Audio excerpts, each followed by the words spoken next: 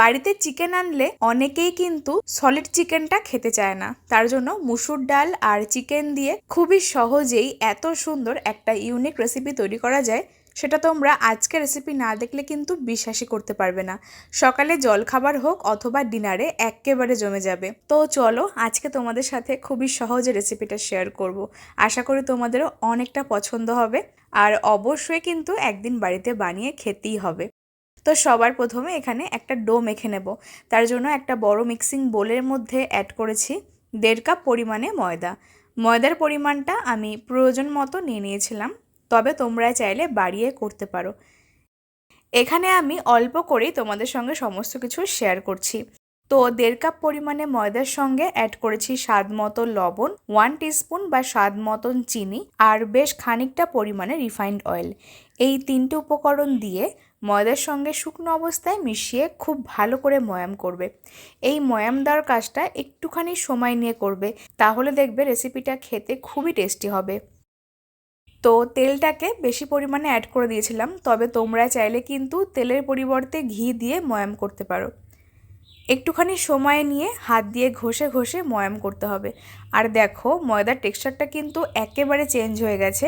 মাঝখানে এর মধ্যে অ্যাড করেছি খুবই সামান্য কালো জিরে, এটা আমি আগে অ্যাড করতে ভুলে গেছিলাম। তো সেটাকে দিয়ে আরেকবার ভালো করে মিশিয়ে নিয়েছি। যখন দেখবে যে ময়দার মিশ্রণটা হাতে এরকমভাবে খুবই সহজে মুঠো পাকানো যাচ্ছে, আবার একটুখানি প্রেস করলেই ভেঙে যাচ্ছে, তখনই বুঝতে হবে যে ময়ামটা পারফেক্টভাবে দেওয়া হয়ে গেছে।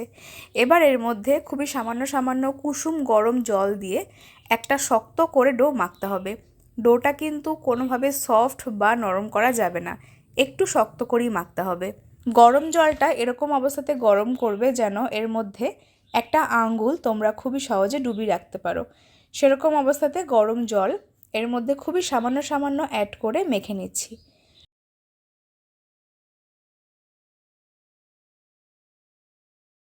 তো দেখো এখানে আমি ঠিক এরকমভাবে একটা শক্ত করে ডো মেখে নিয়েছি। তোমরা আশা করে দেখে নিশ্চয়ই বুঝতে পারছো। তারপর ঢাকনা চাপা দিয়ে খানিকক্ষণ রেস্টে রেখে দিতে হবে, মোটামুটি আধ ঘন্টা মতন রাখলে হয়ে যাবে। এবার অন্যদিকে নিয়েছিলাম মুসুর ডাল। এখানে 50 গ্রাম মতন মুসুর ডাল রয়েছে, আর ডালটাকে আমি মোটামুটি আধ ঘন্টা মতন আগে থেকে ভিজিয়ে নিয়েছি। আর দেখো এটা কিন্তু অনেকটা বেশি সফট হয়ে গেছে, মানে নরম হয়ে গেছে।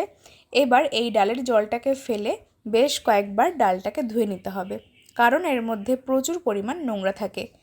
3 থেকে 4 বার মতন আমি জল পাল্টে ডালটাকে ধুয়ে নিয়েছি। আর দেখো এর মধ্যে কিন্তু কোনোভাবে জল নেই।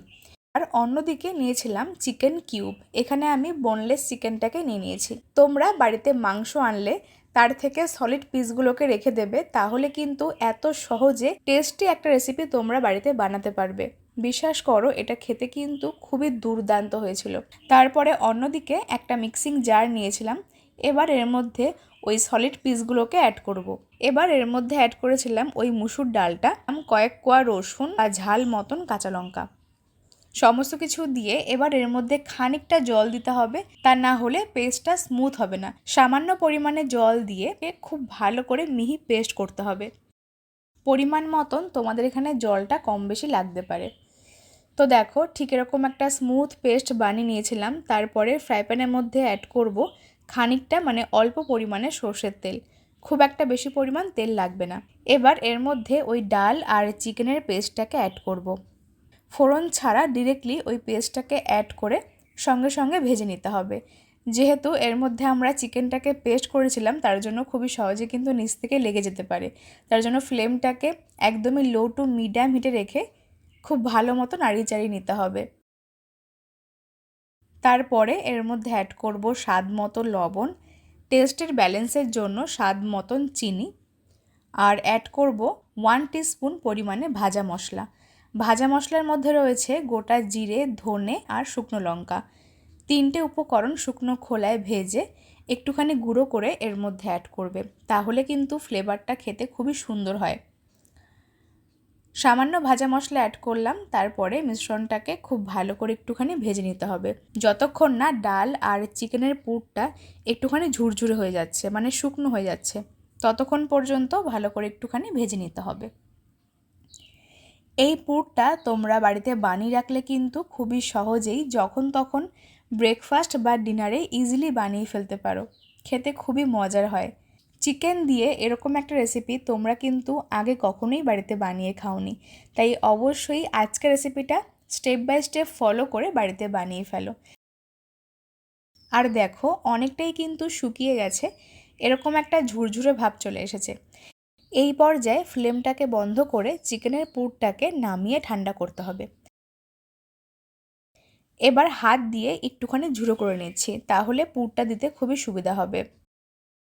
চিকেনের পুরটা একটা সাইডে করে দিলাম, তারপরে অন্যদিকে আধ ঘন্টা পরে এই ডোটা কিন্তু রেস্ট করা হয়ে গেছে। এটাকে আরেকবার আমরা হাত দিয়ে মেখে নিচ্ছি। এখনও পর্যন্ত কিন্তু এই ডোটা অনেকটা শক্ত রয়েছে, তো এই অবস্থাতে এই ডোটাকে আরেকবার ভালো করে মেখে একটুখানি সফট করতে হবে। তারপরে এর থেকে লেচি কেটে নিচ্ছি।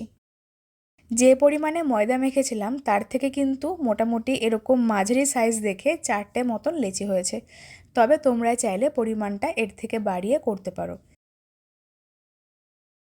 তো এবার এক একটা করে লেচি নিয়ে হাত দিয়ে খুব ভালো করে গোল পাকাতে হবে। তারপরে এক একটা করে লেচি নিয়ে সামান্য পরিমাণে তেল দিয়ে বেলে মাঝখানটা জায়গা করতে হবে। তেল দিয়ে বেললে আমার এখানে সুবিধা হচ্ছে, তবে তোমরা চাইলে কিন্তু শুকনো ময়দা দিয়ে বেলতে পারো। তারপরে এর মধ্যে ওই চিকেনের পুরটা পরিমাণ মতন অ্যাড করবে, আর চিকেনের পুরটা সম্পূর্ণ ঠান্ডা করে এর মধ্যে অ্যাড করবে। তারপরে মুখটাকে খুব ভালো করে আটকে নিতে হবে। মুখটাকে এমন করে সিল করবে যেন ভেতরের পুরটা বাইরে বেরিয়ে আসতে না পারে। তো এরকম করে আমরা মুখটাকে খুব ভালো করে আটকে নিয়েছিলাম। তারপরে একটু চ্যাপটা করে সব দিকটা সমান করে পুরটাকে ছড়িয়ে দিতে হবে। এবার আলতো হাতে একটা বেলনির সাহায্যে বেলতে হবে। যেহেতু আমরা এর মধ্যে চিকেনের পুরটাকে অ্যাড করলাম, তার জন্য একটুখানি সাবধানে বেলবে যেন পুরটা বাইরে বেরিয়ে আসতে না পারে বা ফুটো না হয়ে যায়, তাহলে কিন্তু এগুলো ভাজার সময় তেলটা নষ্ট হয়ে যাবে। তো দেখো এখানে আমি খুবই আলতো হাতে প্রেস করে ঠিক এরকমভাবে একটা পুরুত্ব রেখে কচুরি বেলে নিয়েছি। এবার এগুলোকে ভেজে নেওয়ার জন্য কড়াইতে বেশ খানিকটা পরিমাণে তেল গরম করে এক একটা করে কচুরি দিয়ে উল্টে পাল্টে ভেজে নিতে হবে। ভেতরের পুরটা যেহেতু রান্না করা, সেজন্য কিন্তু কচুরিগুলো ভাজা হতে খুব একটা বেশি সময় লাগবে না। তো বন্ধুরা, আজকের রেসিপিটা তোমাদের কাছে কেমন লাগলো সেটা কিন্তু আমাকে অবশ্যই কমেন্টে জানিও। ভালো লাগলে লাইক, কমেন্ট আর শেয়ার করতে একদম ভুলো না। রেসিপিটা ফেসবুক থেকে দেখলে পেজটিকে ফলো করো, ইউটিউব থেকে দেখলে মিতাস ফুড জোন চ্যানেলটি সাবস্ক্রাইব করে পাশে বেল আইকনটা প্রেস করো। এতে এরকম সমস্ত ইউনিক রেসিপির আপডেট তোমাদের কাছে খুবই তাড়াতাড়ি পৌঁছে যাবে। ফ্লেমটা মিডিয়াম টু হাই হিটে রেখে সমস্ত কচুরিগুলো আমরা ভেজে নিচ্ছি। কথা বলতে বলতে আমি এখানে সমস্ত কচুরিগুলোকে ভেজে নিয়েছি। দেখতে কতটা সুন্দর লাগছে তোমরাই বলো। এই রেসিপিটা কিন্তু শুধুই খাওয়া যায়, সাইডে আর অন্য কিচ্ছু প্রয়োজন হয় না, এতটাই টেস্টি হয় খেতে। ভেতরটা একদম পুর দিয়ে ঠাসা আর খেতে কিন্তু দুর্দান্ত। টমেটো কেচাপ দিয়েও খেতে পারো। তো চলো আজকের মতন এই পর্যন্ত। সকলে খুব ভালো থেকো। ধন্যবাদ।